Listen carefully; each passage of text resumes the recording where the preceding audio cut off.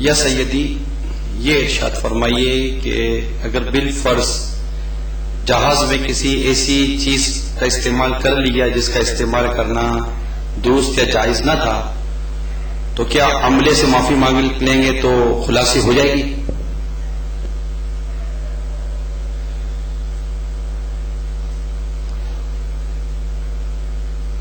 نہیں، کیونکہ عملے کی وہ ملک نہیں ہے.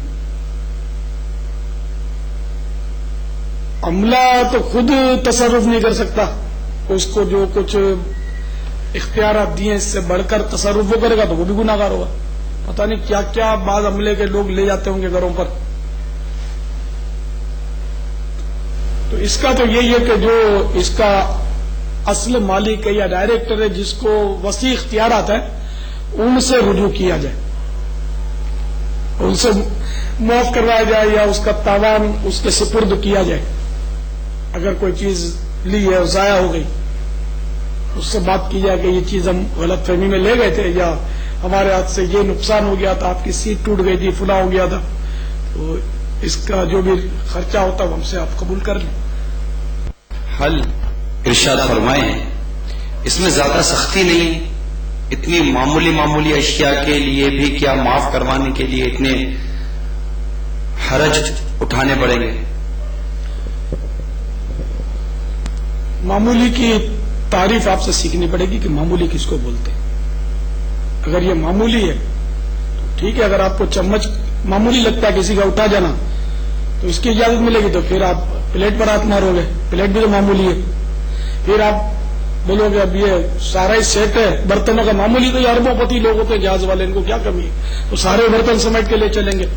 کل جا کر آپ سیٹ بھی اکھیڑ لیں گے کہ ان کے جو اتنے فلائٹ سے ایک سیٹ میں کیا ہوتا ہے، بلینکٹ بھی مار لیں گے کہ بلینکٹ اور کاغذ ان کے نزدیک ایک ہی ہے. یہ اربوں خربوں پتی لوگ ہیں. تو اس لیے آپ کے نزدیک معمولی ہے، لیکن شرعی معاملہ جو ہے نا وہ اپنی جگہ پر ہے. ہم اپنی مرضی سے معمولی طے کر لیں کہ یہ چیز معمولی ہے اور یہ چیز معمولی نہیں ہے. ہمیں ان کے ہر معاملے میں اختیارات نہیں ہیں. حضرت سیدنا کہمش بن حسین رحمت اللہ تعالی علیہ کے بارے میں منہاج العابدین میں امام غزالی رحمت اللہ تعالی علیہ نقل کرتے کہ یہ فرماتے کہ میں نے ایک بار میرے پاس مہمان آئے تو ان کا ہاتھ دھلانے کے لیے پڑوسی کے دیوار کی مٹی کھرچ کر، پہلے کچی دیوار آتی مٹی صابن کی طرح مٹی استعمال ہوتی تھی، مٹی کھرچ کر اس سے ہاتھ دھلا دیا اور یہ سوچ کر کہ تو معمولی ہے، چھوٹی سی مٹی کھرچنے میں کیا ہے. تو مجھے خواب میں کوئی کہنے والا کہہ رہا تھا کہ یہ تو قیامت کے روز پتا چلے گا کہ معمولی کس کو بولتے ہیں، معمولی مٹی کیا ہوتی ہے. تو یہ فرماتے ہیں کہ اس واقعے کی وجہ سے 30 سال ہو گئے، شرم کے مارے میں آسمان کی طرف نظر نہیں اٹھا سکا ہوں. وہی اس میں سچے لوگ تھے، اتنا ان کو خوف ہوتا تھا. حضرت سیدنا امام اعظم ابو حنیفہ رحمت اللہ تعالی علیہ کا واقعہ بھی بڑا مشہور ہے کہ ایک بار آپ کے پاؤں میں کیچڑ لگ گئی تو آپ نے قریبی مکان کی دیوار سے کیچڑ پونچھ لی پاؤں کی.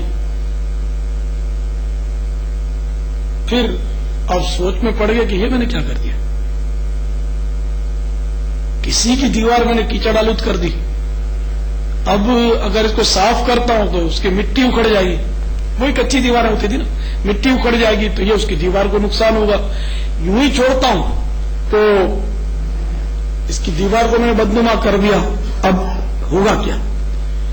اتنے میں وہ مکان مالک جو تھا وہ باہر اس نے جھانک کر دیکھا کہ امام اعظم کھڑے ہوئے. وہ اتفاق سے آپ کا مقروض تھا، وہ سمجھا کہ امام ابو حنیفہ رحمت اللہ تعالی علیہ اپنا قرضہ وصول کرنے کے لیے تشریف لائے.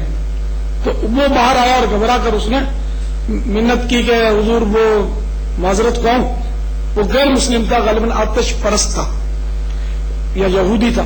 تو اس نے منت کی کہ اے مسلمانوں کے امام، میں بہت شرمندہ ہوں، ابھی میرے پاس پیسوں کا انتظام نہیں ہے، میں بعد میں آپ کا قرضہ دے دوں گا۔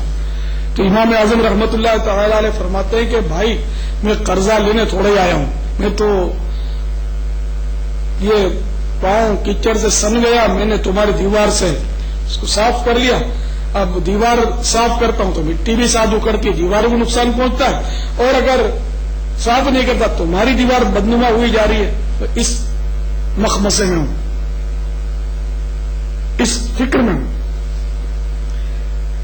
اس غیر مسلم کے دل پر بڑی چوٹ لگی کہ یہ مسلمانوں کا امام ایسا پرہیزگار ہے۔ بے ساختہ اس نے عرض کی گئی یا سیدی، یہ دیوار تو بعد میں صاف کرتے رہیں گے، پہلے میرے دل کو آپ صاف کر دیجئے اور مجھے کلمہ پڑھا کر مسلمان کر لیجئے۔ اور وہ الحمدللہ مسلمان ہو گیا۔